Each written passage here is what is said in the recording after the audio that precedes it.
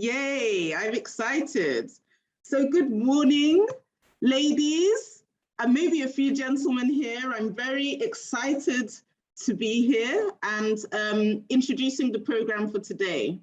My name is Dr. Ola Brown. I'm a medical physician. I'm also an entrepreneur. I'm also an investor. And my background is in medicine. I graduated with a degree in medicine and surgery. I then went on to found West Africa's first air ambulance service. Shortly after that, I went into private investing, took my degree in finance and economics, and now I run a healthcare investment company, which is focused on healthcare infrastructure, which, as you know, is very important for Nigeria and for Africa as a whole, as well as investing in technology businesses and private equity businesses. So it's great to be here. And welcome to the 5th Flourish Africa conference. Flourish Africa is an organization that is focused on empowering women across the continent.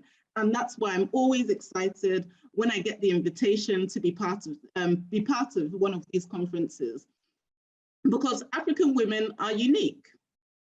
Did you know that African women, as a percentage of the world's population, have the highest number of women, or the highest percentage of women engaged in entrepreneurship? So about 40%, 30 to 40% of African women are engaged in some form of entrepreneurship or the other. That's in comparison to Europe and America, where lower percentages of women are engaged in entrepreneurship. But sadly, even though more African women are engaged in entrepreneurship than anywhere else in the world, we're still the poorest. So African women actually make far less money on a per capita basis than anywhere else in the world as well. We also have the highest maternal mortality rate. So more women die in the process of pregnancy and childbirth than anywhere else in the world. So those things, having the highest number of women engaged in entrepreneurship, but still some of the poorest healthcare outcomes and the highest levels of poverty, are some of the areas that Flourish Africa as an organization focused on women aims to change. And they work in the area of entrepreneurship, in the area of women's health, and in the area of poverty alleviation. So I'm so glad to be a part of this conference once again, in being part of this story of empowerment for not just Nigerian women, but women across the continent. Today's conference will be focusing on mental health, which is an extremely divisive issue, but something that has become, in the past year with the COVID pandemic and with a few high-profile celebrities also putting a spotlight on mental health, has become something that a lot of people are more comfortable talking about. And I'm glad that we're going to be addressing the issue today. But with no further ado, I would like to invite the convener of this conference to give her opening remarks. And if you could give a warm online welcome, either in the comments, to help me welcome in the comments by raising your hands or clapping your hands in the comments, for the convener of this conference, Apostle Folorunso Alakija, to give her opening remarks.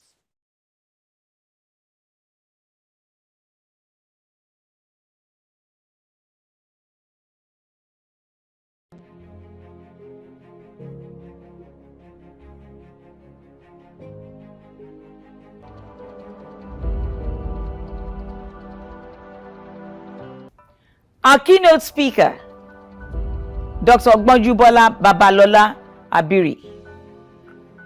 Our moderator, Dr. Ola Brown. Our distinguished guest speakers, all Flourish Africa participants. Dr. Tedros Adhanom Ghebreyesus, Director General of the World Health Organization, said, and I quote, "Good mental health is absolutely fundamental to overall health and well-being." I welcome you warmly to the 5th edition of our annual Flourish Africa Conference 2021. The theme for this year's conference is mental health, keeping stable in an unstable world. We are holding the conference virtually like last year. Due to the continuous COVID-19 pandemic restrictions on gatherings by the government. The COVID-19 pandemic is a major health crisis that has changed the lives of millions of people globally. As of 14th September 2021, the World Health Organization records a total of over 225 million confirmed cases, with over 4 million deaths globally. This has resulted in different countries introducing measures to restrict social interactions and movements of people to reduce the number of people infected with the disease. The effect is that people now have to adapt to changes in their daily routines, the new realities of working from home temporarily, unemployment, homeschooling of children, and lack of physical contact with other family members, friends, and colleagues have resulted in a negative effect on the physical and mental health of many people, especially those with existing mental health conditions. According to a World Health Organization survey of 10th October 2020, it reported that bereavement, isolation, loss of income, and fear are triggering mental health conditions or exacerbating existing ones. It further said that many people may be facing increased levels of alcohol and drug abuse, insomnia, and anxiety.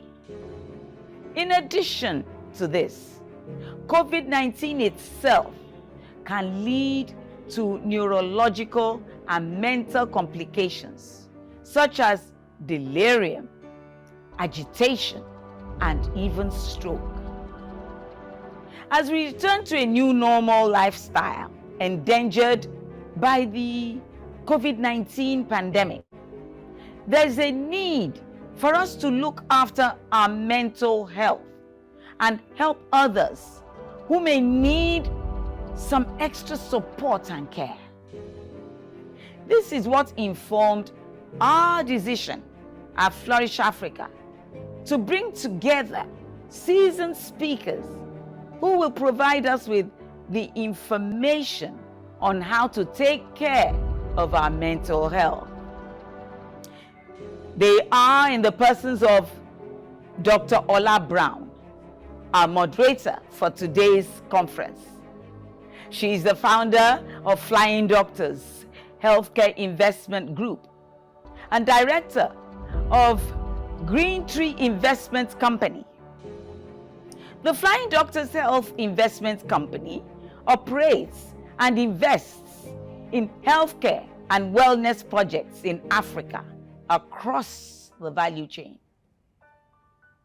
Second, Dr.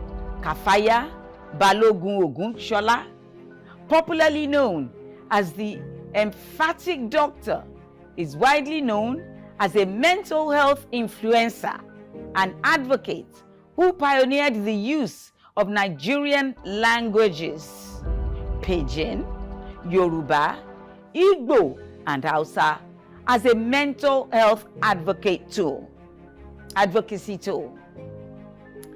She's a specialist physician, a consultant neuropsychiatric logistics director for suicide research and prevention initiative in Nigeria.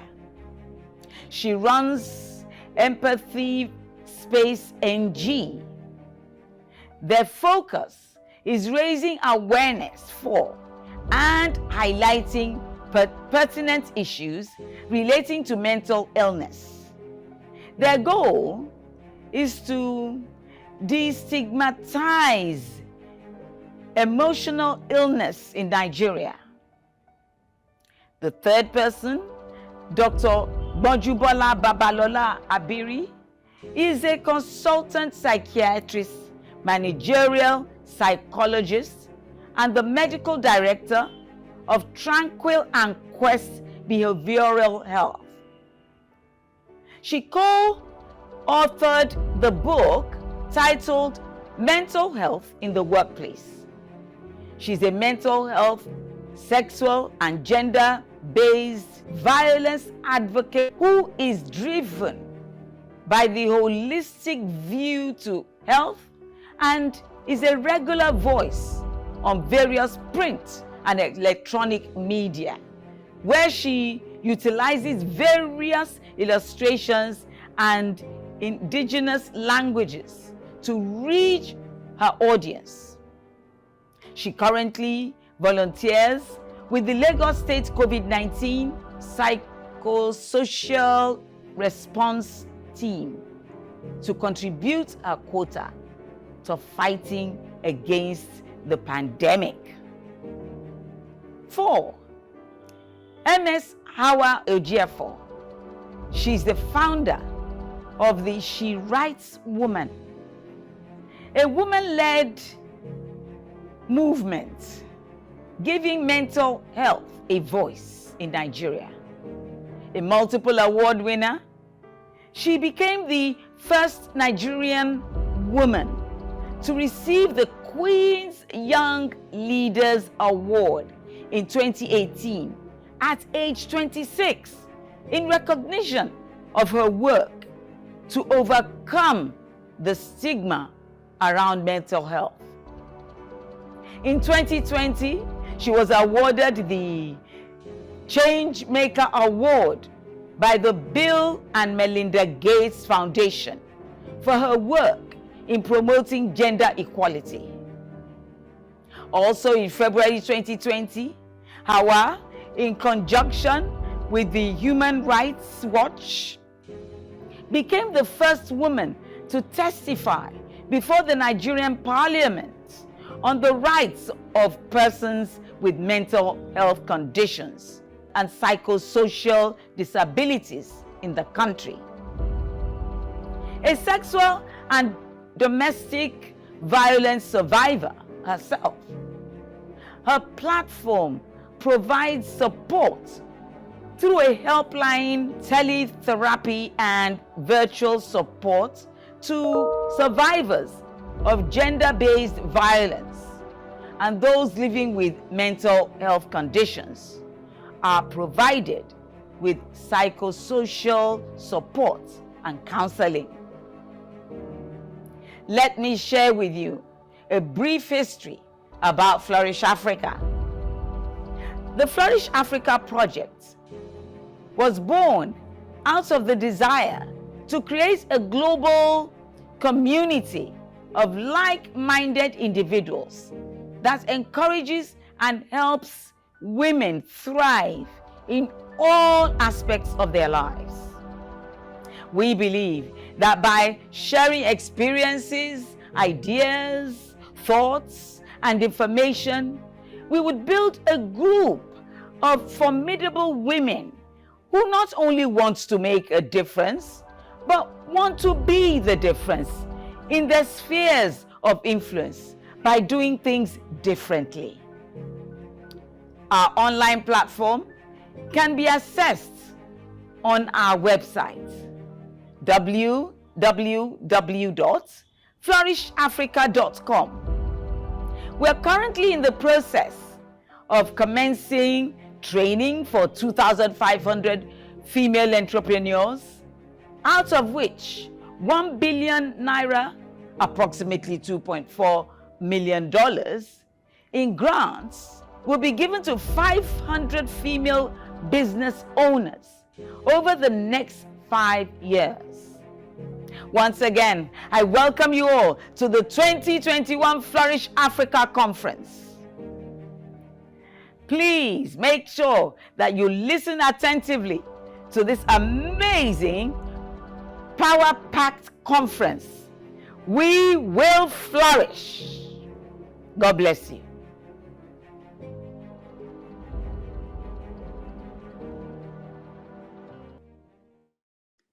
Thank you, Ma, for the inspiring and motivating opening remarks and highlighting some of the achievements of the excellent and experienced women that we have speaking at this conference today. And following those remarks, I'd like to introduce the first of those women to give an opening presentation right before the keynote. Her name is Dr. Kafayah Ogunsola, MBBS, FWACP. She's a consultant psychiatrist and also the MD CEO of Empathy Spaces. I think one of the biggest achievements for me reading her profile is the fact that she's managed to bridge the language barrier in mental health for mental health services by pioneering the use of our traditional languages, like Hausa, Igbo, Yoruba, and Pidgin in mental health. And I'm sure she'll be speaking a bit more about how she managed to do that, as well as the other elements of her work in her opening remarks. It's been great to connect with you, Dr. Kafayah. It's been great to read about you, and congratulations on all the work that you've done. And I'm very excited and will be listening attentively to what you have to say. Thank you very much.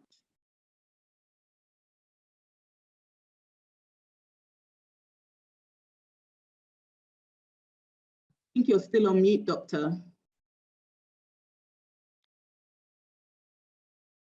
Yep, I was just trying to get my slides set up. Perfect, we can see them. Great. Just enlarge. Thank you. I will do that shortly. Hi, everyone. Good morning. Thank you for joining in on the conference and for listening to me speak this morning. So without further ado, I'm just going to go on. I'm aware that I have 30 minutes, which means I have to manage time. There is so much to talk about in this presentation of mine, and I truly hope that I'm going to be able to get through it right. So this is what we're doing today. This is my discourse navigation. So warm greetings, warm, pleasant, fantastic greetings to everyone joining me from everywhere today. I saw Sokoto, I saw Mexico, so welcome guys, welcome from every part of Nigeria as well. This is a short task that I would also be doing today. I like to talk about mental health checks, something everyone should be familiar about, and from time to time, something you should be able to do for yourself, by yourself, without anyone, assisting. How am I feeling? What am I feeling? Why am I feeling this way? And what can I do to feel better? Or what is my immediate need? If you're able to master this, you learn the art of self-soothing. And that's a problem with a lot of people. They are unable to soothe themselves, and then things begin to escalate, and get to a point where things deteriorate further. So I want everyone to note this down. And you can look at some resources on my page where you can actually find how it's broken down, how you can use this for yourself. And then we would go. So the proper discussion today has to do with self-compassion. And why do I think that we need to know this or to be aware of this? Dr. Ola, when she introduced, had mentioned how much women do so much in Nigeria, how much of entrepreneurs we are, and yet we're still the ones who bear the brunt of the poor health indices that are that abound in Nigeria. And that's why, as you continue to strive and to try to position yourself and to partner yourself and to present yourself until your big break comes, you need to realize that there are certain things that you must show to yourself as you go. You have to learn the approach of self-compassion, which I find is very lacking in many of us. Now, let's look at what are the things and how do we get to the point of, compassion. Now, we all have personal weaknesses, right? And the behaviors that would reflect how you treat yourself in that situation would, speak to whether you're being hostile to yourself or whether you're being kind to yourself, so it determines the kind of relationship you have with yourself. So yes, everyone has a relationship with themselves. So the first behavior that you can have to yourself, where you're very hostile to yourself and neglecting of your needs, is termed self-neglect. And it is characterized by criticism and judgment, which a lot of us do. I used to do it, but I'm working on myself. And the latter refers where you then pay attention to your need. And if you notice, if you remember the last slide where I had said, what is my immediate need? If you're able to identify your immediate need, it then means that a relationship you're having with yourself is that of compassion. How do you react when you're confronted with a personal weakness? I have a story of my own self in the past, but I know what the present me is. The present me is more compassionate, is more listening, is more attentive to my needs. The past me would criticize every mistake that I did and would not even pay attention to anything that I did positively. So this is just an explanation of what I've been talking about. We're going to watch these videos shortly. This video I hope that everyone can hear it.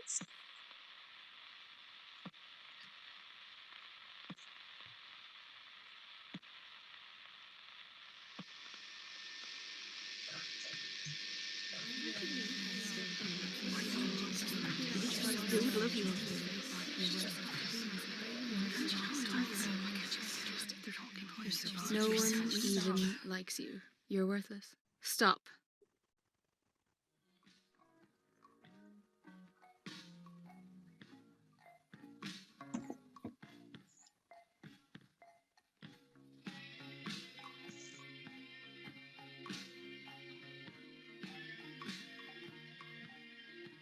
I exist.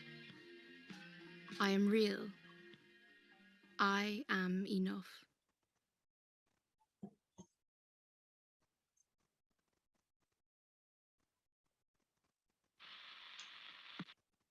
Now, can somebody just respond in the chat if they had the video play? I need to be sure that, because I'm sharing screen. So did we get the video? Okay, I think that somebody's responding. Great. So some people heard it. Right, great. Thank you. So did you see how we were referred to as art in that video? Meaning that we should be valued. We should be taken care of. You are art. And when art becomes underappreciated, it depreciates. And at the end, it tells you that you need to stop criticizing yourself and to remember that you are enough, you are important, and that you matter. Many women have not reconnected or have not connected with this important fact. I think on social media this morning, I heard about someone's burial, how everyone had come to talk about how fantastic she was. And in that video, nobody had said anything that she had done for herself or what she had been able to achieve, because she constantly gave and gave and gave and gave and gave to everybody, pushing herself to do more. And that at the eulogy read at her burial, nobody could actually say this is the life that she lived, because everybody mentioned what she lived for other people, but not for what she lived for herself. Now, so these are the ways that, so self-criticism is one of the ways that we manifest self-neglect. It's a punitive attitude to the self. So you want to punish yourself for something that you think you have done. And this punishment could be for something that is real or actually perceived inadequacies. You can look at yourself and say you're not doing enough, and then you begin to blame and to beat yourself for that and to blame yourself for not being able to do more. And it's important that we know that people who do this to themselves, that they score people who score highly on this experience hurtful and self-defeating thoughts when they are confronted with personal weakness. And personal weakness can be anything. It could range from you having, you thinking that the way you speak is not good enough, or you think that the effort you put in a particular thing was not enough, or that you're not good enough a mother. And it might just be that, like I mentioned, it could be perceived. You could be a good mother, but you're so fixated on the notion that you're not good enough, and you continue to, judge yourself.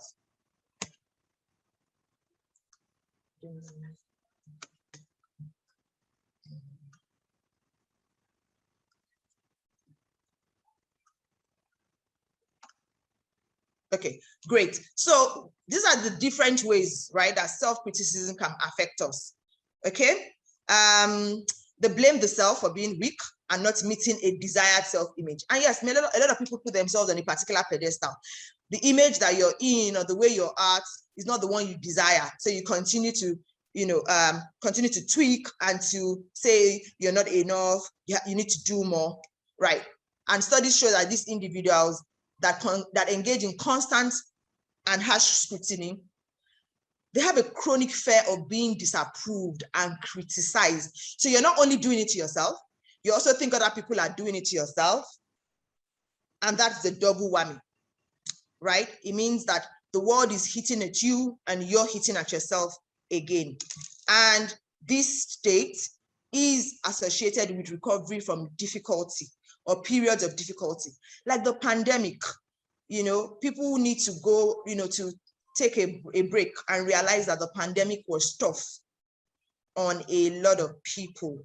It wasn't just you that your business was affected. It wasn't just you that it strained your social relationships. It wasn't only you that got frustrated with your kids because it seemed like they were too much during that time. And then when people go through other psychosocial struggles, like having problems in their marriages or their relationship or loss of a loved one, if you criticize yourself and take responsibility for things that are beyond yours, you will be practicing self-criticism. Now, another thing to look at is the inner critic, okay? And we all have the inner critic. The inner critic is that voice that we always hear.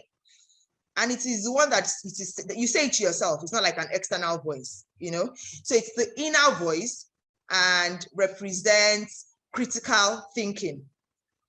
But unfortunately, many of the times, the inner critic will deliver its message in a negative way, in a punitive way, okay? So its feedback is frequently harsh and unsupportive, and it can lead to negative emotions like guilt, shame, and anger, right?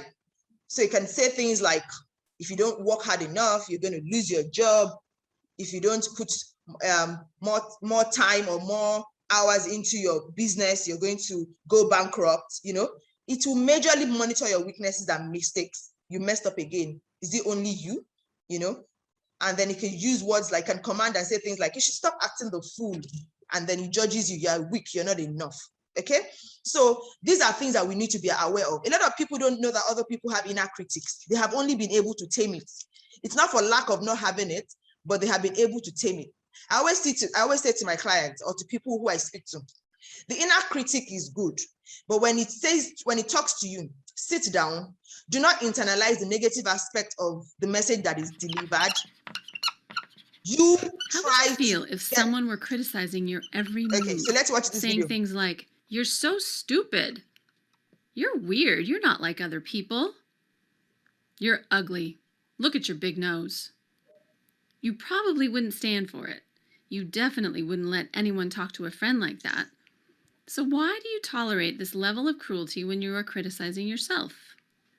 We all have a critical inner voice instructing us on how to live our lives and influencing how we feel about ourselves and how we behave, like a nasty coach that lives inside our heads. The critical inner voice describes the part of us that is turned against ourselves. It consists of negative thoughts, beliefs, and attitudes that oppose our best interests and diminish our self-esteem. It's our own worst enemy. The critical inner voice strongly encourages self-defeating and self-destructive behavior with thoughts like, there's no point in trying, or why don't you just give up? And this hostile, judgmental advisor doesn't stop with us. It warns us about other people, promoting angry and cynical attitudes toward them and creating a negative, pessimistic picture of the world. The inner voice can also be deceptively self-soothing.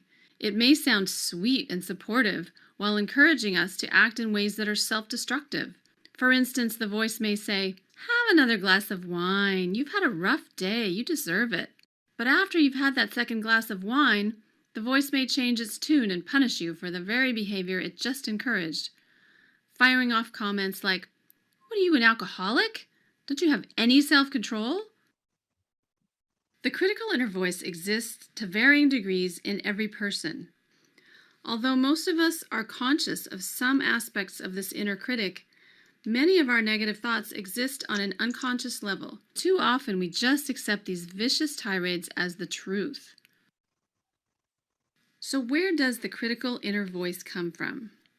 The way we are viewed growing up and the attitudes directed toward us as children shape how we see ourselves. Harmful views directed at us by parents or other influential caretakers are internalized to make up our self-image. Children also pick up on the critical feelings their parents have toward themselves, and they may take on a parent's self-attacks as their own. Kids are particularly sensitive to times where a parent overreacts critically toward them, like when a parent loses it during times of stress.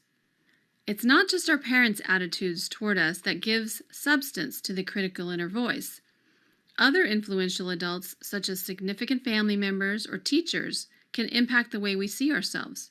So can siblings, peers, and even society at large. As we get older, we carry these critical thoughts with us. Only now we think these negative things about ourselves. If we pay attention, we can observe the critical inner voice at work in various areas of our lives. Its nasty assaults diminish our self-esteem, interfere with our romantic relationships, undermine us at work, and intrude on our parenting.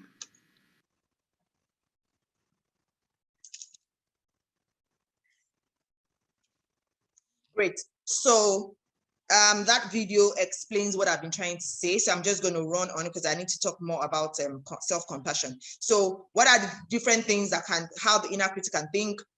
You practice a lot of self-blame, self-judgment, self-loathing. It taunts and mocks, It questions your ability and your adequacy. And then you're likely to personalize a lot of things in the way it will speak to you, okay? And then you think extremely or in a catastrophic way about things that happen to you. There are no gray areas, or there are no, this happened, but I can come back from it. It's like, oh, this is the end of everything. All right. So I always say to my clients, like I said,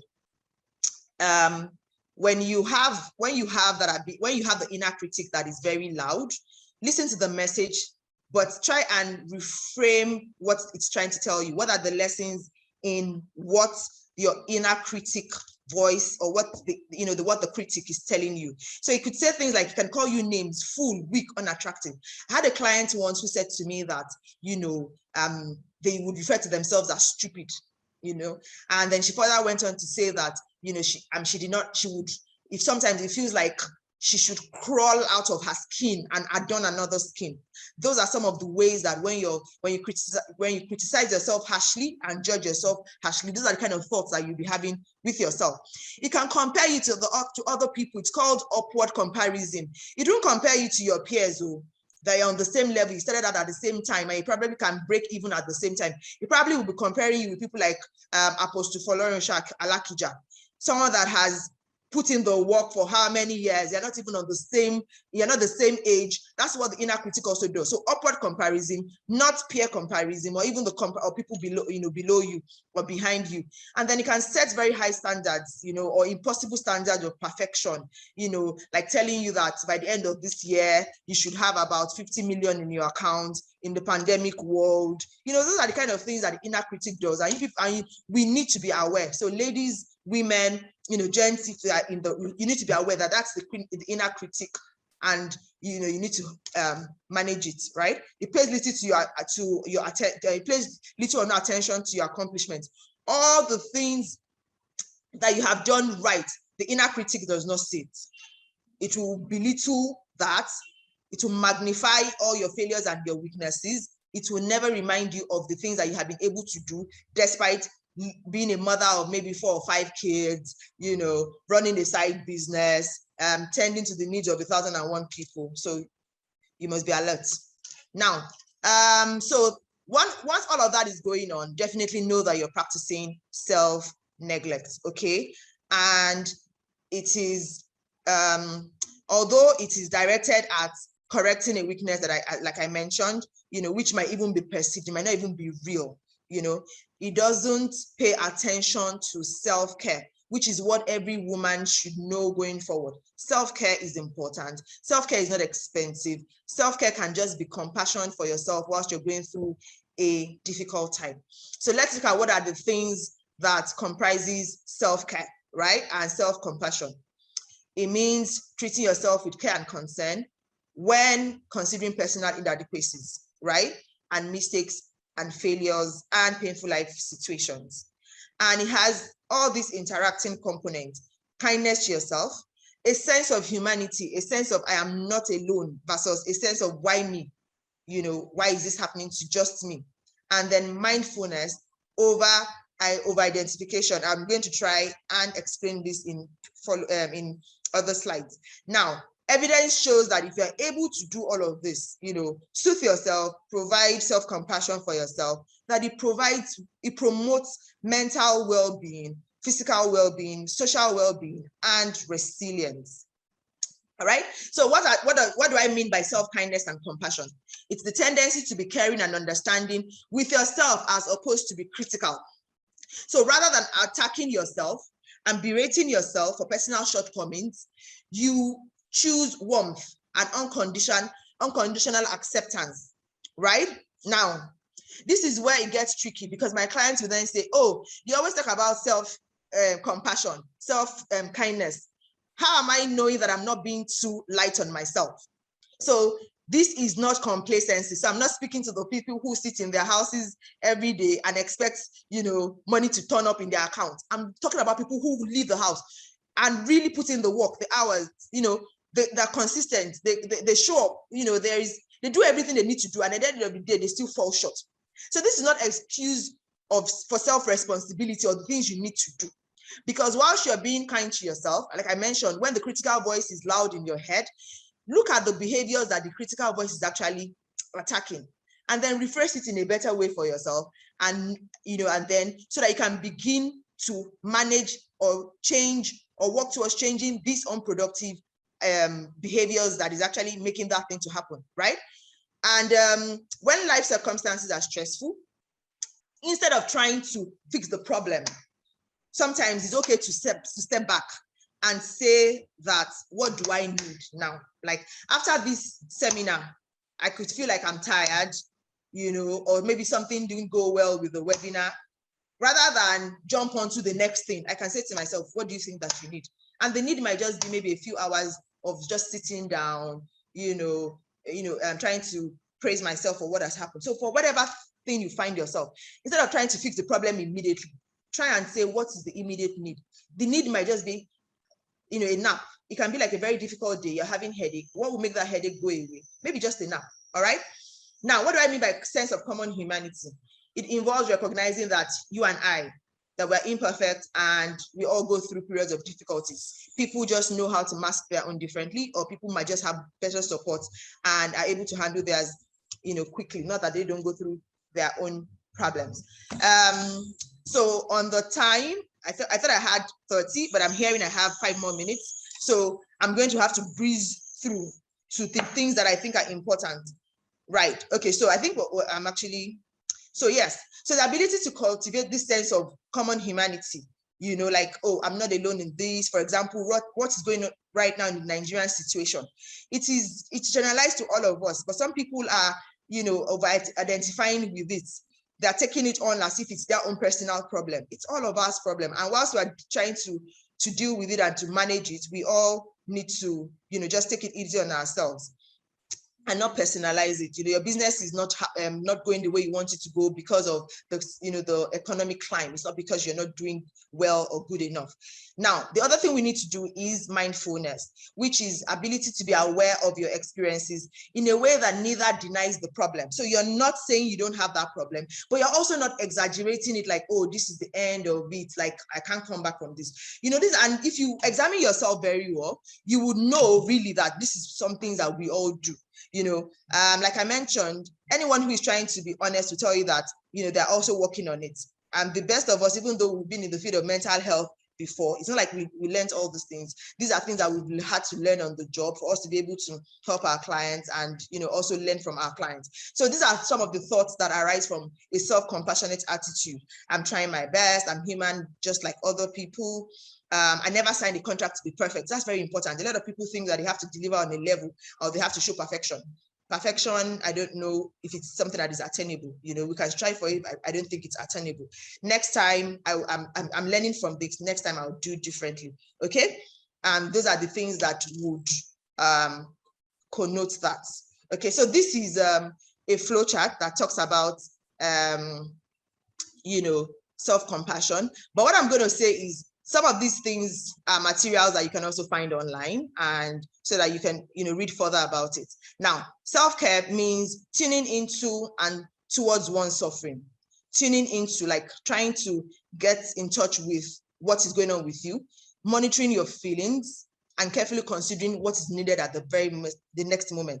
Self-care means, what do I need? What is important to me? Even as a mother, you know, sometimes you're with your 5 children, the whole place is scattered, you're so tired, but because of your strive, because you want to be perfect or you want your home to look perfect, rather than just go and take a minute. There is also a nanny in the house that can help you to maybe watch the kids for like 30 minutes for you to go and sleep. You would decide in that minute that that's the minute you want to start shouting, that the nanny should put the house in order, you know, instead of you to just go in, take a nap, and that's the minute you're also trying to carry the children. Those are the things I'm talking about. What is your immediate need? Learn to know what your need is so that you can go towards it. And self-neglect is when your behavior completely abandons your needs, you know, and then you go on to inflict emotional pain to yourself via critical thinking and upward comparison that I mentioned before. In very extreme cases, self-neglect can lead to physical harm. People cut themselves, you know, because they don't pay attention to their need. They hate themselves. They're judging themselves. And they want to, you know, feel some form of relief. They start cutting themselves. Some people hit themselves. Some people, you know, take on a lot of reckless and life-threatening behaviors. Okay, drugs, sex escapades. Some people will say because they're trying to feel better, you know, they go on you know, sex orgies and all of those things. It shows that you're neglecting what your immediate need is, and you just, you know, practicing self-neglect. And of course, if you don't take care of yourself, who will? I mean, that's a very important question. And that's because a lot of people then tend to move out for external care. They don't know that the most important care is the one that you give to yourself. Self-care can be sitting down, putting your leg on the stool. I'm rounding up. I think this is my last slide. Yes, great. So I'm on the last slide. So self-care is putting your leg on the stool sometimes, taking a nap, you know, going for a spa date, or just taking green tea in your house. It doesn't have to be planning a vacation to the Maldives or the Seychelles. Not everyone can afford that. So self-care that you're able to do in your house, or self-care can even just be a day of, oh, I won't go to the office today, you know, I'm just going to take care of myself. So self-care isn't always expensive. It can be you just choosing yourself and prioritizing yourself from all that is happening around us. That's my time. Thank you, because I try to keep to time. Yeah, that's it. Thank you for listening.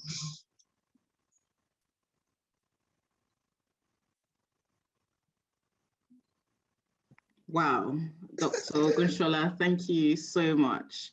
I'm sure the audience learned a lot. I definitely learned a lot. And before I introduce the keynote speaker, I'm just going to talk a bit about some of the points that I think are most pertinent and some of the points that I feel like our participants should really take away in terms of what you said. I think mental health has been in the spotlight, and that's why people sort of are more accepting about talking about mental health. Dr. Ogunsola, as you might recall, earlier in the year, we had 2 prominent Black women who are athletes, who are sports people, have to take some time out. Simone Biles, who's a famous athlete, had to stop in the middle of the Tokyo Olympics and say, look, I've had enough. And you said something, you said that, you know, Nigeria, especially African women, we have a tendency of, oh, you know, we always have to be active, we always have to be doing something. Even with our 5 kids, even though the nanny is there, we still feel like we need to be, you know, and if somebody as famous and prominent as that in the middle of Olympics could say, look, I'm not ready anymore, I need to take some time out, then I think that teaches us a lot about who we should be choosing. Naomi Osaka as well, in the middle of a very important tennis tournament, actually said stop. And, you know, a lot of people criticized her for that. And one of the questions I asked on my social media is, what if she had had a heart attack? Would you have told her that she should continue playing? So what's the difference between a heart attack and a mental health attack? And she actually got more endorsements because companies that realized how important mental health is actually gave her money, contributed money she was supposed to pay a penalty. They contributed money to pay her penalty. She got endorsed so she made more money because people could relate to that. They were all called, at one point they were called lazy, they were called weak, they were called attention seeking. They were saying it was something that only happens to people that don't believe in God. A lot of Nigerians on social media were saying it was a lack of faith. But actually, if you, I'm a Christian, so I can speak to the Bible. If you look at people like David and Jonah and Naomi, and I put a picture of a fish here because of Jonah, they all experienced what we would now refer to as mental health issues. They all expressed feelings of depression. And even Jesus Christ himself, he cried. So is crying, I think we need to move away from this perception of showing emotion or feeling down as weakness. We've all been brought up, like you said, to be that superwoman, doing everything, staying fashionable, working in church, looking after in-laws, looking after parents, working on the business. And we've always been told and brought up, is this how you're going to behave in your husband's house? I can remember when I bought my first Range Rover, they're like, no man will marry you with this kind of car. But at the same time, they'll tell you that no man wants to marry a liability. So you're supposed to be all things to all people, doing everything for everybody else, but not really choosing yourself. And I think that was the point that you ended on that was very important. Simone Biles, the gymnast, was recently covered in the New Yorker magazine. And one of the key headlines in that article was about choosing yourself. As you can read there, it said Simone Biles chose herself. So my main takeaway, and one of the major points that sort of I've put in my mind from your talk, is about not feeling bad for occasionally choosing yourself, despite everything about our upbringing saying that we should never choose ourselves as women. Thank you very much for that. Now, I'm going to introduce our keynote speaker. Again, a consultant psychiatrist, a managerial psychologist, a professional speaker, a lecturer, and medical director of Tranquil and Quest Behavioral Health, Lagos. She's a fellow of the West African College of Physicians, a member of the Nigerian Medical Association, a member of the Employee Assistance Professional Association, a member of the American Psychiatric Association. She's received trainings from King's College London, the University of Washington, and the prestigious Harvard University, Boston. She's passionate about research in child and adolescent forensic and women's mental health, as well as occupational health. And she uses her knowledge in psychiatry and psychology to influence and maximize the effectiveness and productivity in the workplace through her work with the Employee Assistance Program. She has a video that she'd like to share with us as part of her keynote, after which we'll be summarizing it and taking questions and answers. I'd like to introduce now Dr. Abiri.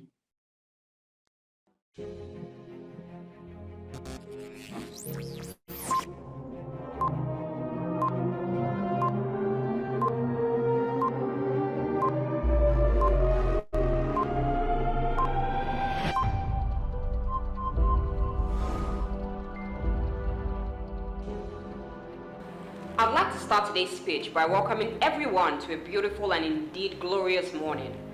Welcome, women, to the 2021 Flourish Africa Conference. I am indeed filled with great joy and pleasure, and so much honor in my heart to be given this rare privilege to deliver the keynote speech for the Flourish Africa Conference 2021.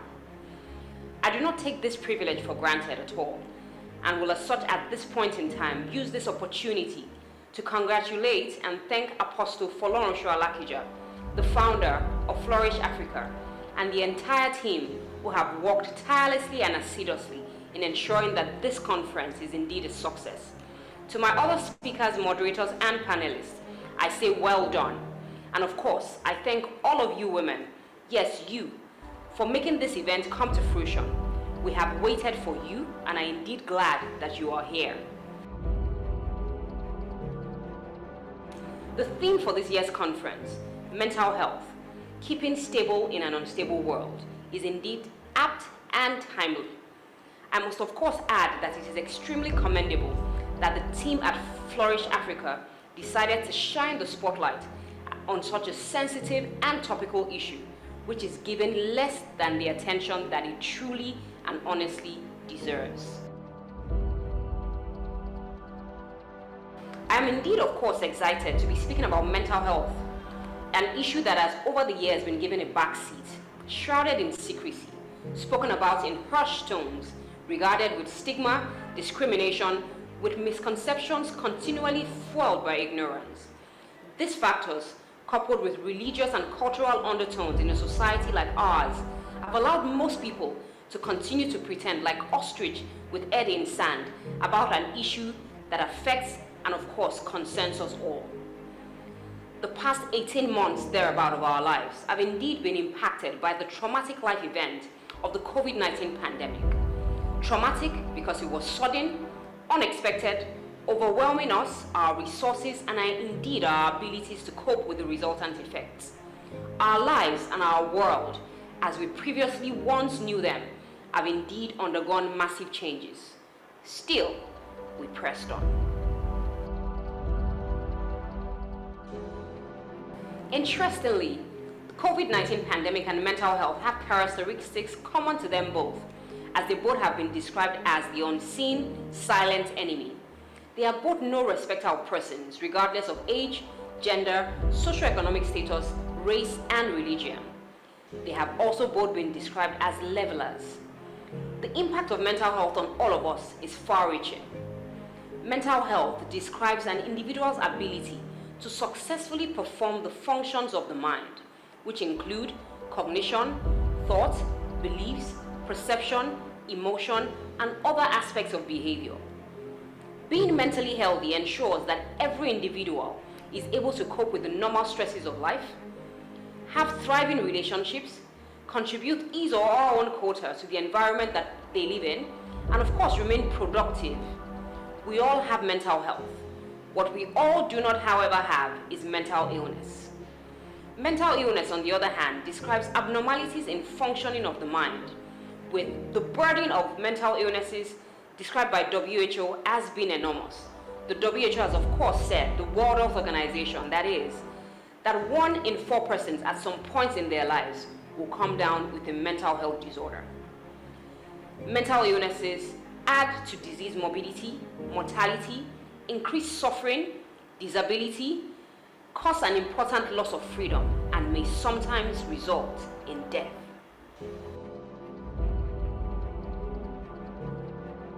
As women, 21st century women to be precise, we are often described as women in the middle, as we are saddled with responsibilities, challenges, obstacles, and stressors, some of which may be self-induced, while others are family, work, and environmental induced.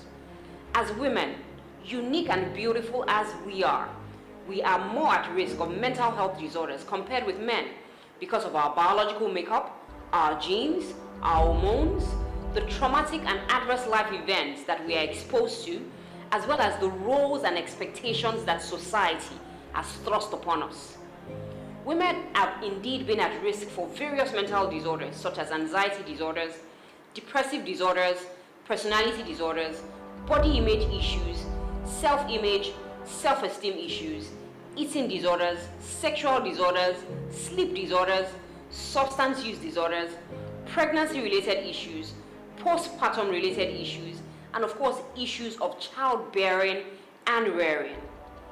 It may interest you to know that women are 2 times more likely to attempt suicide, develop depression, anxiety, and post-traumatic stress disorder when compared with men. In addition, women are also 3 times more likely to develop eating disorders when compared with men.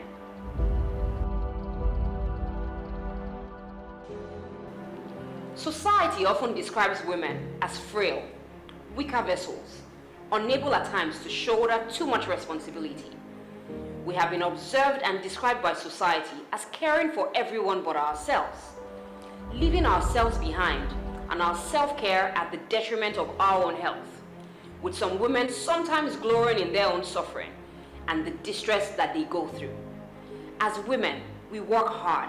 We are daughters, sisters, wives, carers, women, homemakers, nurturers, and much more.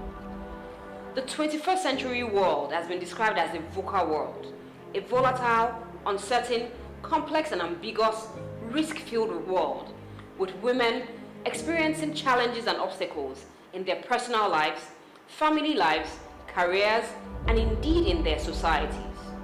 The fast-paced innovation, creativity, information overload, more virtual interactions, yet little or no physical or social intimacy are also major issues of stress for women. It can be tough, it can be challenging, it can be tedious to be a woman. And being a woman in these recent times, of course, comes with its own attendant challenges of catering to self, to family, reaching potentials at the workplace, including breaking and shattering the glass ceilings.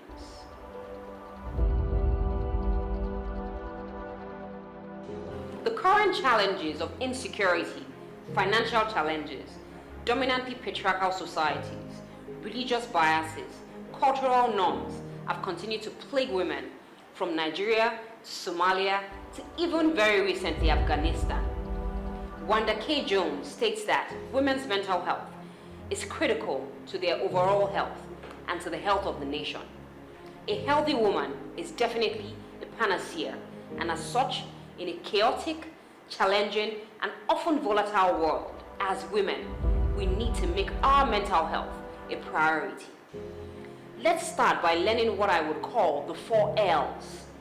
And the first L is that we should learn first about yourself, about others, family, friends, loved ones, and then of course learn about mental health and mental illnesses. We must continually work hard at developing, empowering, and educating ourselves as women. The second L is that we must learn to listen to each other. Listen. Listen twice as much as you speak.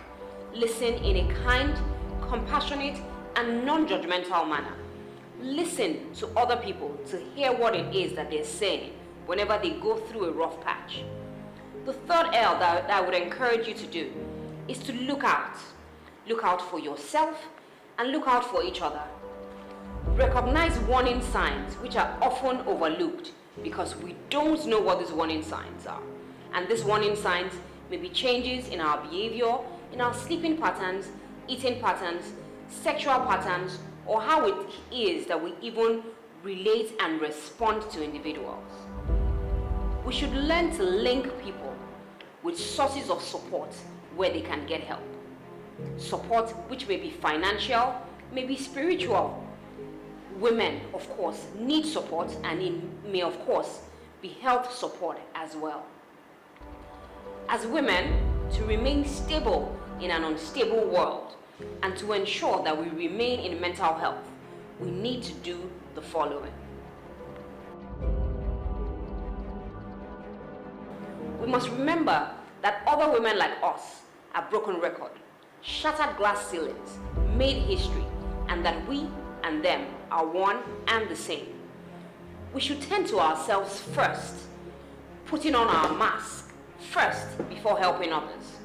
We should understand our bodies and ensure that we care for ourselves. We must avoid serving from an empty vessel.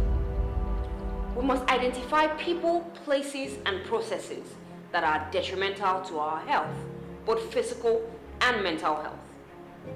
We must love ourselves, enjoy our own company, and of course, affirm ourselves at all times.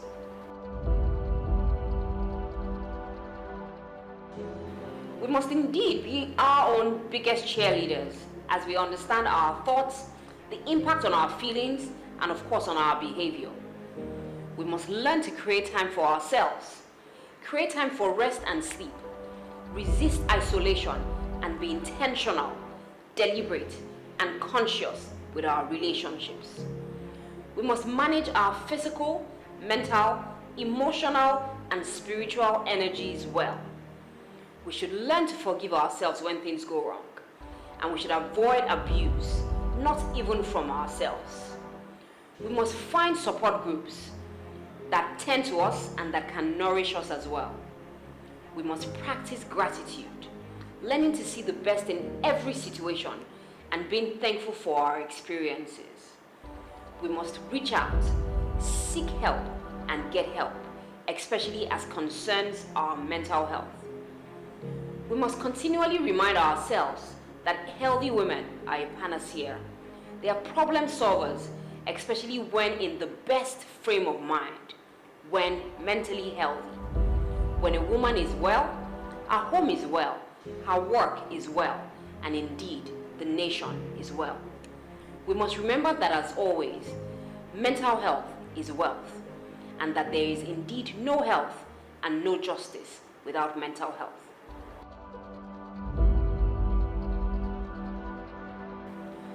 I'd like to thank you once again, dear women, for this great opportunity to deliver this keynote speech at this year's Flourish Africa 2021 conference.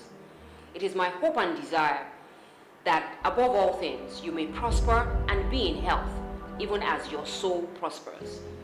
I encourage you to continually flourish at all times. I remain Gbonjubola-Abiri, and I'd like to thank you very much for this opportunity and for listening. God bless you.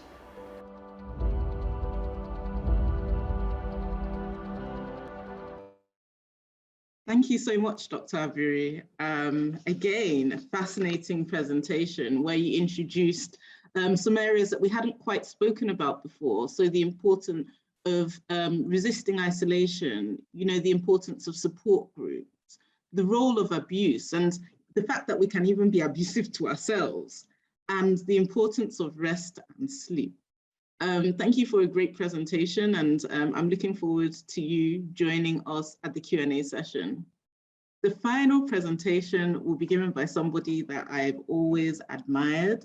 I'm a big fan of her work on Twitter, as well as her advocacy work for mental health. We spoke for the first time a few days ago when we were doing the trial run for this event. So I'm very excited to have her here. And she'll be telling us a personal story of how she came to found her organization and the impacts that she's had, including a few firsts for a Nigerian woman in terms of her achievements. So without further ado, I'd like to introduce Hauwa Ojeifo. I hope I pronounced your name properly, to give us her talk. Thank you very much, Dr. Ola. Good morning, every single person. Thank you all for joining. Wow, the number of attendees has grown since I looked at the panel last. Thank you so much for the speakers, Dr. Gbonjubola-Abiri, people that have been very so much, Dr. Ola, for moderating this, and hopefully we get to review the relationship over the coming days. First off, I would like to thank Apostle Folorunso Alakija for the opportunity to be here today. Thank you so much for the work you do with Flourish Africa, for having me here as a person who's going to bring lived experience.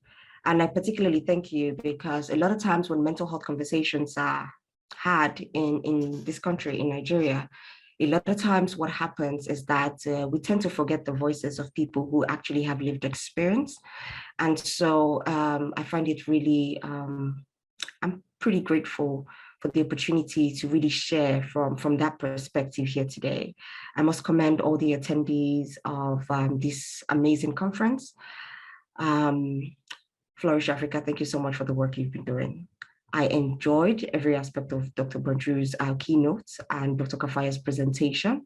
there's so much value in what they gave us today. So as much as possible, what I would try to do is not to overemphasize some of the things that have already been said and move on to things that I believe that perhaps we haven't particularly had the chance to internalize. So I always like to talk first from a place of personal experience, like I said, and I will start with my lived experience. And from there, I would go into, when I share a couple of things, I will share learnings and opportunities. I will share challenges, and then I would also then narrow it down to the events of the last 18 months, the COVID-19 pandemic and how it has affected us, but also for people who have had pre-existing mental health conditions and people who haven't as well. I believe that there is a lot of value in this conversation, and from there we'll begin to draw certain nuggets on how to keep stable in an unstable world. When I talk about my lived experience, I like to generally talk about it from three sort of like phases and sections of my life. The first being a pre-diagnosis section, the second being a diagnosis part, and the third being a post-diagnosis part. So on the one hand, it's going through your life, not knowing, feeling like you're dealing with everyday stressors, and then realizing that perhaps, there is something there. The one event that had to stop me completely and, in my tracks in life and to help me go back to my entire journey is when I had a near suicide attempt in February of 2016. And I could have never thought it was going to be me, because every time we talk about suicide, it always feels like, oh, it's those people, not me, We never really think about it from a personal perspective. We don't think it's, oh, no, my life is going fine. Oh, no, it's not that bad. And I could have sworn that was the case with me as well, even the day before, where I was laughing and chatting with family and friends. And on that day that it happened, I realized for the first time how much of everything that had been stored inside me wanted to come out. But here's the thing, about 5 months before that, I had started trying to receive mental health care. And I highlight this because this is very easily, even though that was 2015, this is very easily the reality of a lot of people, a lot of women today, is that we're going through things and we're looking for care and support. And so we cannot particularly find it. And that's what was going on with me at that time. I wasn't particularly sure where to go to, who to trust, who to talk to. And so I started doing the journey alone. I found somebody on social media who referred me to somebody at the Federal Neuropsychiatric Hospital in Yaba. I went there, I started. During the process, I went broke. I knew that it was important for me to put my money to it, to invest in it, to do what was necessary for me to save myself and for me to somewhat stay sane and protect my mental health. But there was a lot more that needed to be done, and I didn't just have the finances. So when I think about the challenges with regards to seeking any form of mental health support, there's the reality of the fact that we have such a fragmented healthcare system in Nigeria in such a way that people do not particularly know where to go to when things like this are. Ideally, we would have it at the primary healthcare level, but we don't particularly have that in Nigeria, where at the primary healthcare level, everyday people can walk into places to see somebody with regards, psychosocial support. And so that is one thing that I want to highlight. And even though I don't classify myself as the average Nigerian, if I'm being very honest, I would say I belong to perhaps the upper middle class. I still had to go through that challenge. I still could not tell family yet at that time. This was 5 months prior to my near suicide attempt. I couldn't tell family. I had to do it by myself. I still went broke. I still, I was going it by myself, trying to wing it. And a lot of us are doing that. So that's an opportunity that I want to highlight. The fact that we are doing things by ourselves because we don't know that there is any other way to actually do it. We don't know that perhaps there are groups or organizations or support systems out there that you can very easily connect with from wherever you are. We certainly have those in Touch Your Rights Woman, where you can get the support so that you don't have to go at it alone. So I started seeing the psychologist. I got diagnosed with bipolar and post-traumatic stress disorder. I have spoken several times openly about my multiple sexual violence experiences. And I've also spoken about the shame and the fear of not being able to disclose it to loved ones because of, how much shame and all of the kinds of questions that tend to come with it. I was already dealing with a lot of self-blame and self-hate all by myself. So I didn't need anybody to reinforce or rub it in for me. And so I didn't tell anyone. I didn't tell my sister, whom I shared a bed with all that time. And so I continued to do life. When I went broke, I had the idea that, oh, no worries. I've had a couple of therapy sessions. I think I get what this is all about. I think I now understand this whole mental health thing. Oh, I should track my moods. Okay, my thoughts. Okay, I should track my, okay, that's fine. I got this. And so I continued with feeling a little bit better. I continued my life. But I didn't realize that I was literally on the edge. And so what we sometimes think is just a one-off, therapeutic encounter or an encounter with a mental health professional, a lot of times, and this is another thing I need to highlight, is not sufficient enough to make the kind of change and to transform the deeply seated traumatic life experiences that a lot of us have stored inside of us. So whether those traumatic life experiences, and trauma means different things to different people, has to do with something about how you grew up, something about your workplace, something about loss or grief or a violent experience or a kidnapping or a road accident or, whatever that is to you, as long as it's a stressful life event that your brain hasn't properly gotten the tools to deal with, in a way that doesn't trigger you or interfere with how you get along with your day-to-day life, it is possible that those things are constantly till date, even if not on a conscious level, are interacting with how you show up in different aspects of your life, especially we women. And so I moved on from there with that little bit of high I had gotten from that therapeutic intervention, thinking that I was fine and I could go on. And it was like a flash, and it went from 0 to 100 very quickly. I thought I was doing well, and then I wasn't doing well. And then that afternoon, when I had a near suicide attempt, I kept walking back and forth and telling myself, I can't do this, I can't do this, I can't do this. I had tears rolling down my eyes. I was breathing heavily. I was sweating, even though there was like the AC on in the room. And it felt like every single thing inside of me and everything that I had in terms of experiences was trying to overpower my sense of willpower. So a lot of people think, oh no, if I just fight it and then it's going to be fine. And I'm like, if you haven't been there before, you would assume that. But I can assure you, as somebody who's been on that edge before, it doesn't work that way. And so a lot of times when people maybe make calls to our helpline and they say, oh, no, it's not that bad yet. I'm like, how bad would you like it to be? Before you begin to understand that we're in a society, generally speaking, where at the time when you begin to think that you want to look at your mental health, you've already perhaps gone through 8 to 10 years of incubation of your mental health challenges or issues that are exacerbating or interacting with the components of your mental health. And so that is something that I want to highlight. If you're thinking, do I? You might want to begin to take action with regards to it. Because we do live in a society where, and I like to say this a lot of what we have largely is unawareness and under awareness. More than anything else, a lot of us, even when we work in the space and operate in the space, are still learning a whole lot about mental health, whether it's from the biomedical perspective, whether it's from the psychosocial perspective, or from the human rights perspective, or from the lived experience perspective.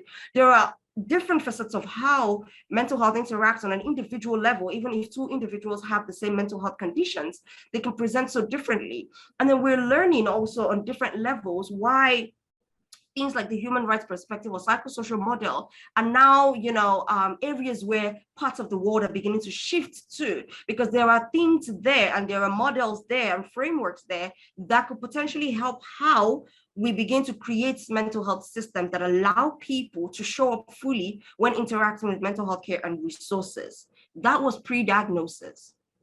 Diagnosis was after I had my near suicide attempt, and thankfully I had my sister with me. And what that did for my sister is that it shook her. She didn't know where to start from, what's going on, what's happening. She was crying. In fact, at some point, I had to be the one consoling her. It was so annoying because I'm trying to ground myself and I'm also trying to tell you, sorry, please don't cry, and all of those things. And it was very hysterical. Every time I think about it, now I laugh about it, but it wasn't funny. And so we had all of that. Diagnosis was when we started making calls to hospitals that we knew. And they'll be like, okay, our consultant therapist, psychiatrist, her days are Wednesdays and Fridays. And I'm like, yo, it's a Saturday. I need somewhere to go to as an emergency. So I'm going to tell you honestly that there isn't enough. There is a dearth of adequate emergency mental health care in Nigeria. So when we tell people that you need to address things as soon as possible, what we really are saying is that it's not just about you, is that when you do get the chance to interact with the system is not equipped to interact with everything that is coming with it.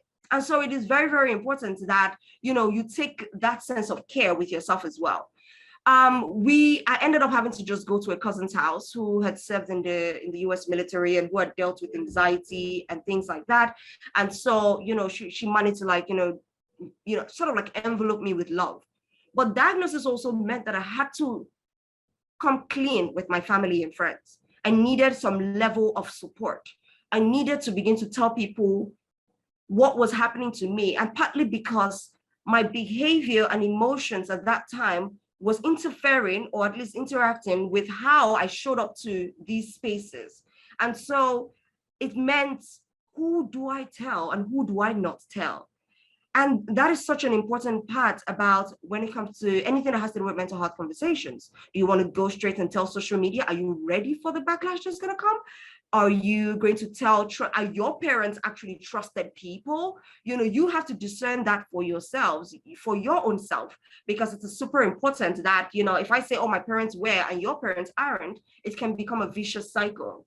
So it also meant that I had to go see a psychiatrist all over again, tell my parents all the experiences that I felt were very important to my life, and then to also be able to seek their support. But it also meant that they weren't going to understand at first, and not just my parents, but family and friends. I had to do the extra work of helping them understand. This is going to be very important to a point that I'm going to make later. Post-diagnosis is me here. Still on antidepressants. I was on mood stabilizers for at least 2 years. And I'm here to really tell you that it is possible to live with a mental health condition and still live a functional life. However, that is a function of when you do seek support, the kind of support you receive, and how holistic the support is. And of course, the individual interactions within yourself. What are the previous traumas or experiences that you've had?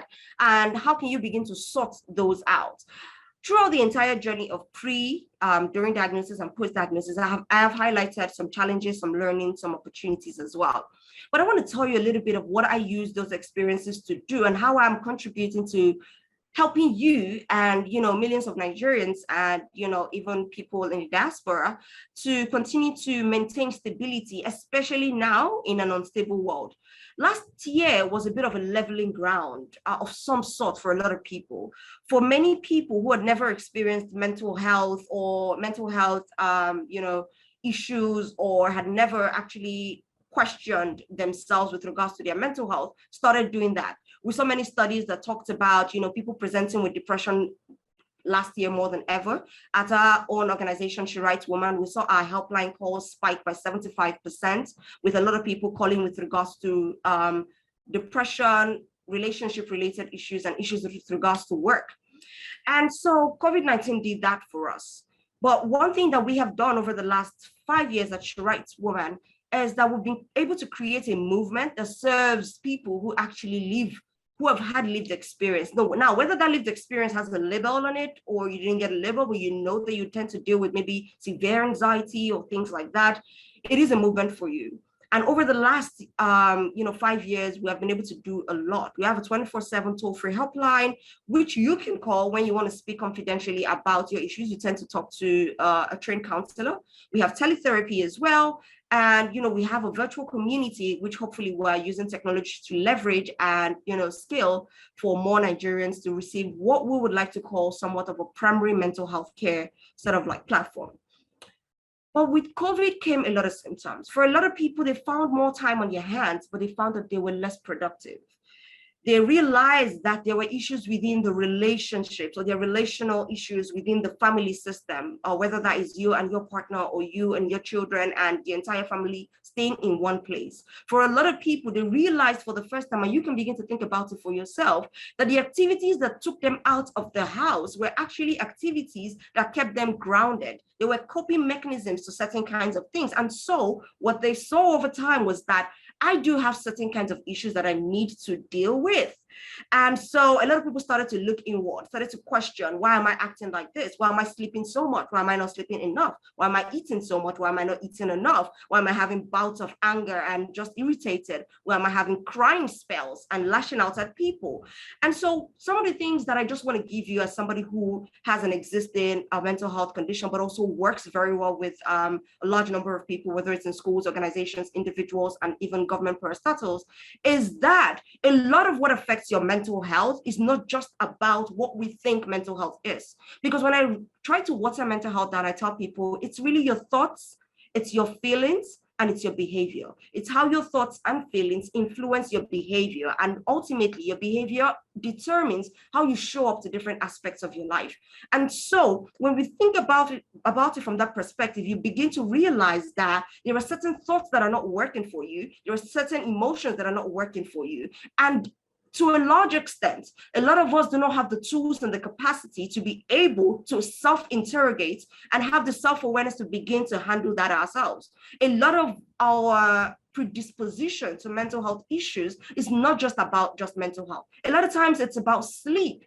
It's about nutrition. It's about social welfare issues, things that have to do with job, good employment, housing, which are also systemic issues. And that's why at She Writes Woman, we do a lot of work with advocacy with regards to really calling on government and government-related organizations to be able to pass laws that are beneficial for people in recognizing mental health as a holistic human rights issue, as a psychosocial issue, not just something where people always have to think about it in terms of drugs and medications, but things that people have to look at in terms of poverty being a huge determinant of how our mental health is. We also look at things that have to do with, like I said, social welfare and social determinants of issues like that. And so it's not enough for us to self-care our way out of an unstable world. We must build systems. We must build a Nigeria where mental health is incorporated into our primary health care, where you can go in for malaria, which was my case when I was still working in the financial sector. I was always falling ill with malaria. But then later when I realized that frequent malaria was also an indication that there might be some emotional issues that are weakening your emotional, your physical health and your immune system. That mental health is an interaction between all of the types of wellness and health, for us to begin to present, because it's just so much. Because I don't want to come here to tell you, oh, meditate in the morning, be mindful, which Dr. Kafayah has done amazing with, Dr. Gbonjubola has already alluded to. But I also want to let you know that there is only so much that is within your power, and we have to do a lot in building a system. Because you wake up in the morning, you do your meditation and all of that, you get stuck in traffic for 4 hours. You're not going to be happy. You can try to dissociate yourself. You can have these tools to keep you grounded so that eventually you're not controlled wholly by your emotions, but ultimately they still affect you. You are in a system where, there are gunshots just, not far away from you. How are you going to self-care your way out of that? So please, on the one hand, take all these tools seriously. Take your morning seriously. Take some time to go back into yourself. Take some time to listen into your inner conversations. How do you speak to yourself? Like Dr. Kafayah has spoken about. Who controls the voice in your head? Because a lot of times we say it's the voice in our heads, but really it is a combination of conditioning and experiences that have taken us from childhood. A lot of times it's the critical dad. Sometimes it's the first boss you had who wasn't particularly very kind to you. And before you know it, you internalize these voices, and then these voices become what you think is your voice. And so that voice continues to lead you to certain kinds of outcomes. In order for us to change outcomes on an individual level, we must then begin to look at the experiences, the traumas, the beliefs, the values that we hold that ultimately bring about certain kinds of experiences. And if you do not like where you are at in terms of experiences or events that are happening to you, then you're going to have to backtrack, because this is who I am. It's not necessarily the case. You are not a naturally anxious person. I naturally do not speak out. No, you weren't like that at 2 years old. It was learned behavior. And so something has to shift. Either your internal environment or your external environment has to shift. So thank you so much. I hope that really gives a bit of perspective. Wow. I feel privileged, as I'm sure every single person on this call right now does, to have heard from a woman like us a lived experience, an intimate experience, a personal experience, a first-hand experience of mental health, told so candidly and so honestly, and in a way that, particularly for me, highlighted the gaps in our healthcare system. So as an investor in healthcare systems across Africa, trained in medicine and obviously trained in finance, I can remember a few years ago bringing up an investment in a mental health program, and everybody started laughing. Everybody said, "Oh, Nigerians are okay, that these things are for white people." And, you know, hearing this personal experience of some of the failings of our healthcare system when it comes to mental health was particularly touching. And also hearing about the stigma around mental health, and sometimes how, I mean, what really hit me was the fact that you were sharing a bed with somebody but could not discuss it with the person till a certain time because of the stigma attached to mental health. So thank you so much for sharing, Hauwa. I'm sure that a lot of people have learned from it. I'm sure that you've given a lot of people the strength and the confidence to address some of the issues that they might be facing in their own lives. And for people that work in the healthcare system and are supposed to be fixing it, you've thrown the gauntlet and really given us a challenge to try and improve things with perhaps a bit more determination than we've been doing before. So thank you so much for that, Hauwa. We're now going to move on to the Q&A session. Some people sent in questions in advance.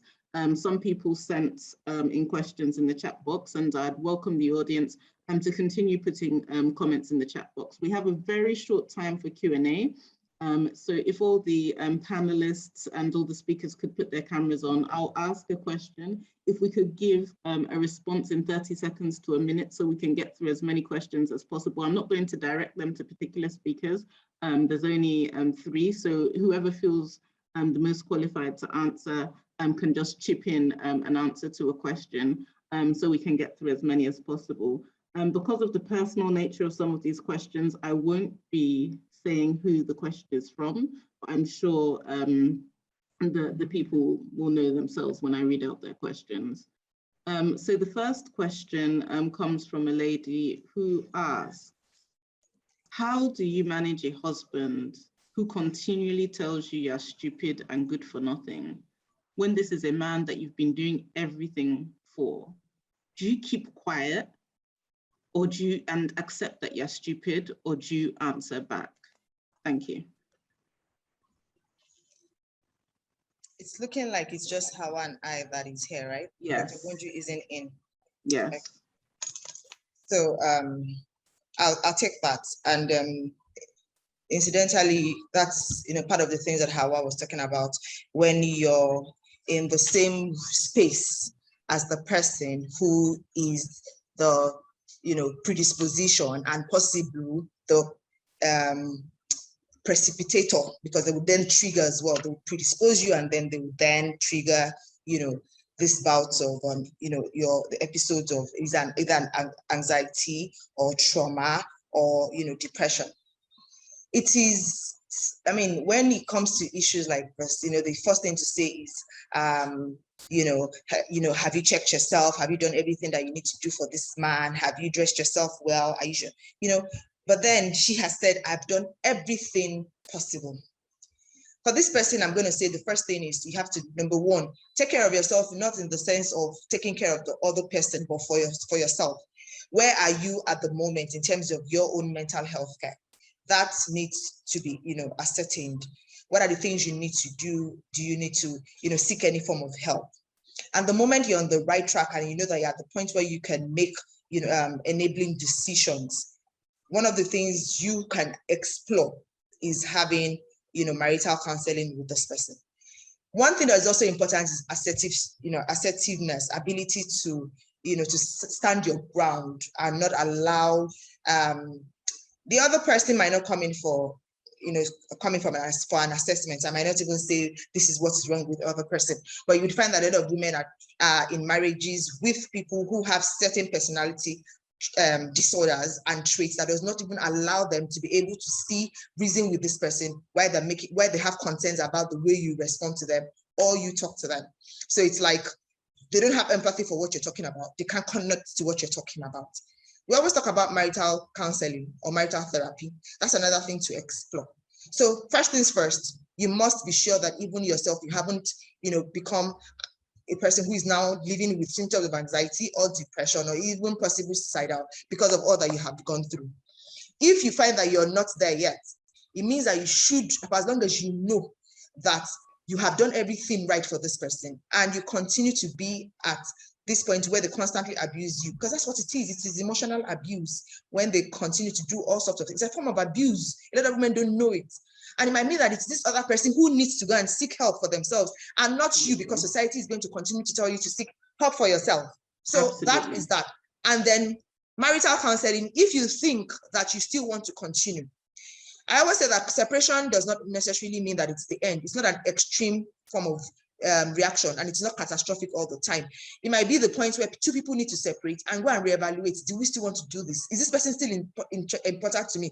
If you cannot value them in your house, perhaps if they are away, you then value them. So those are the things that I'm going to say to that, and I'm going to allow Hauwa to respond as well, because I'm sure that she would also have had a lot of experience in dealing with people like this. I have another question for Hauwa, actually, and this is for somebody that has had a suicidal thoughts. And she said that right now in my life, everything seems not to be working. I'm a divorcee. I have 3 children. I have old parents to care for, but I don't even have a stable job despite my 2nd degree. The pressure is too much and I'm considering suicide. What can I do to be mentally stable, considering that my kids need me? I know it's having a negative effect on them.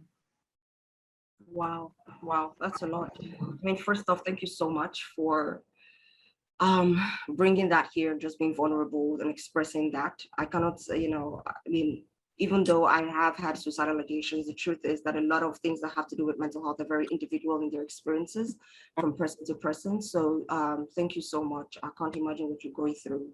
I would tell you that when it gets to SOS situations like this, we don't particularly get people to, do some sort of self-care to get out of where they are, because you're already that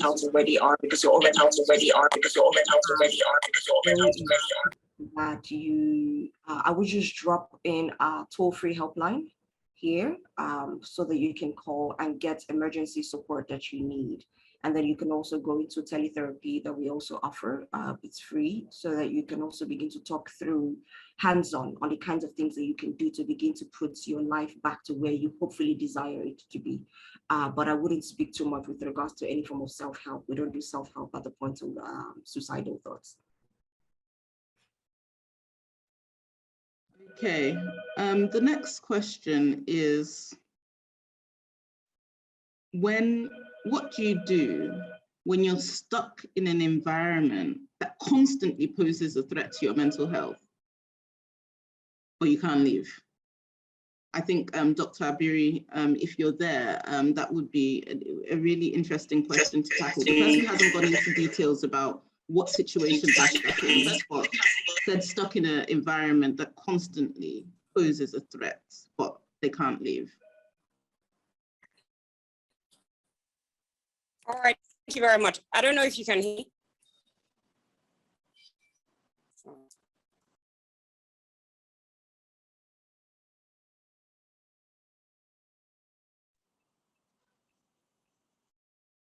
All right, being stuck in an environment that is toxic, and I mean, I saw the question and I saw that it spoke to being in a toxic work environment. It's important, of course, to first of all identify that many of our work environments, and indeed the Nigerian environments, many places are actually toxic without us even knowing that these places are toxic. Apart from identifying that work environments are toxic, it's important to also identify that the culture in many workplaces is toxic without even people realizing that the culture is toxic. People just, pretty much think about the fact that, well, it's the way that we've always done things for such a long time and would continue to do things this way. Unfortunately, it has impacts not just on the mental health, but the physical health of people who are also in such organizations or in such environments. And so the first thing that I would say is that you need to be self-aware. Self-awareness is power. It is key. And, you know, when I was delivering the keynote speech, one of the things that I said was that sometimes we need to identify and avoid people, places, and processes that can be detrimental to our health. Aside identifying this is the fact that we also need to arm ourselves with certain skills that I like to call soft skills. Skills of assertiveness, like Dr. Kafayah mentioned, of emotional intelligence, skill of resilience, and even the skill of communication. As seemingly little as those things sound, they can create a world of difference between someone who goes to work, has to deal with people who are not supportive at the workplace and comes home feeling exhausted, and someone who goes to work and is also able to deal with the seeming politics that also happen at the workplace. Of course, the bigger picture is that the problem may be bigger than you. And so it's to encourage that the culture goes from one that is toxic to one that creates a safe and kind, non-judgmental environment for every person at the workplace, or every person, depending on where it is in their lives that they are at. At the end of the day, it's everyone's responsibility. I mean, if all of us, all of the women here, leave this session thinking that all that I want to do is make the world a kinder, safer, better, and more conducive place for others, it would create a ripple effect in each and every one of our lives. Thank you very much. Thank you for that great answer. We're coming up to 12. And I know that we're supposed to be finishing the conference by 12, but I can also see a lot of questions, a lot of very intimate questions, a lot of people really going through certain situations. So, you know, I belong to a business group called YPO, and we don't volunteer, we're voluntold. So I'm going to voluntold the panelists, and hopefully they will honor the invitation to perhaps respond to some of these via email, maybe 2 emails each. I'll do my best as well to just respond to some of these questions. And obviously, you know, some of the more severe ones, perhaps the psychiatrists and psychologists among us can also be able to offer services, because there are a lot of questions. But because of time and because, you know, I feel it's honorable to always end events when we say we're going to end. I know that people have things planned after, and we said we're going to end at 12 o'clock. I think that I need to move to the closing remarks, but please send in your questions. The Flourish Africa team will take those questions and then distribute them amongst the speakers and try and get you some answers, because I'm seeing some really intimate issues that maybe even have to be dealt with sort of in a longer type of forum. But there was one question that I did want to answer. Somebody asked, before I move to my closing remarks, somebody asked, why are women so damaging to each other and always trying to drag each other down? How do we break this narrative and start uplifting ourselves? So I think it's really, really important for women to kind of stop telling ourselves this. We're coming up to election season, so we'll see what human beings can do to each other. And this is a forum where women are not even involved. You know, it's very rare that you see women on the pages of newspapers, that one has sent one to try and kill the other, or, you know, women actually, I think, are relatively gentle with each other compared to men.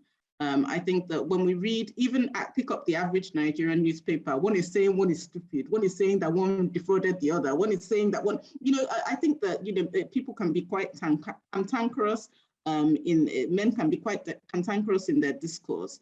And we're only just coming out of an era in Nigeria where really men were killing each other for power. Now we're in a more gentle type of politics where, well, fingers crossed, that doesn't happen anymore.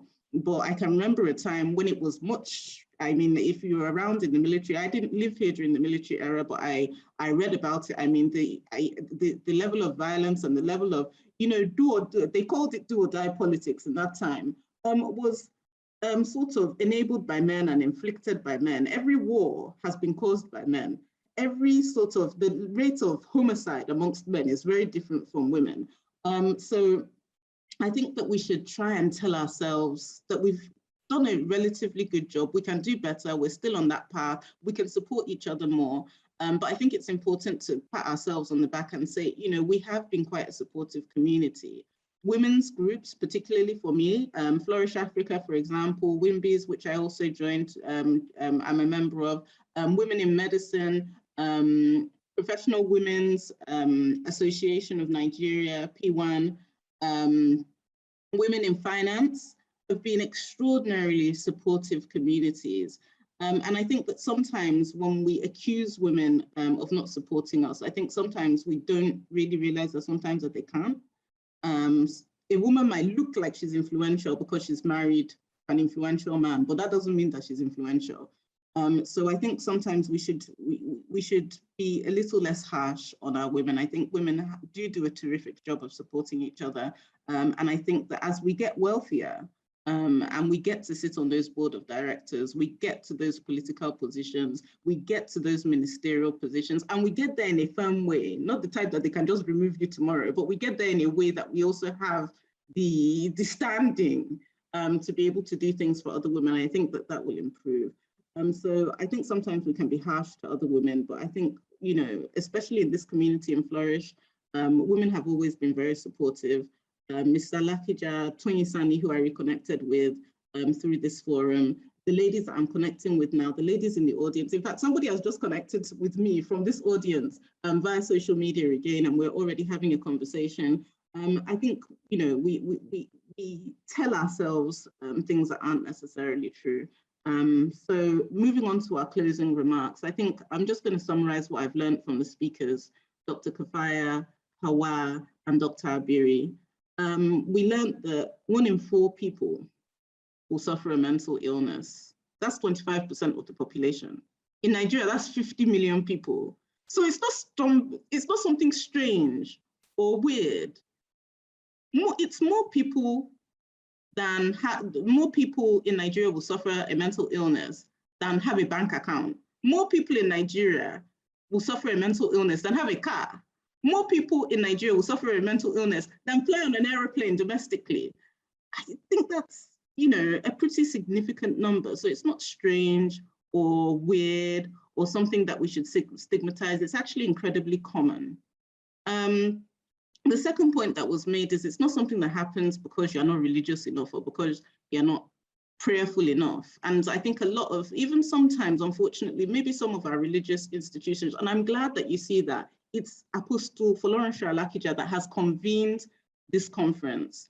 So a lot of times we feel that it's because we're not being spiritual enough, but a very spiritual person, a minister, has actually convened this conference so to talk about these issues. So I think sometimes that inner voice that Dr. Kafayah was talking about tells us that it's something that we did, it's our fault, it's because we were not praying enough.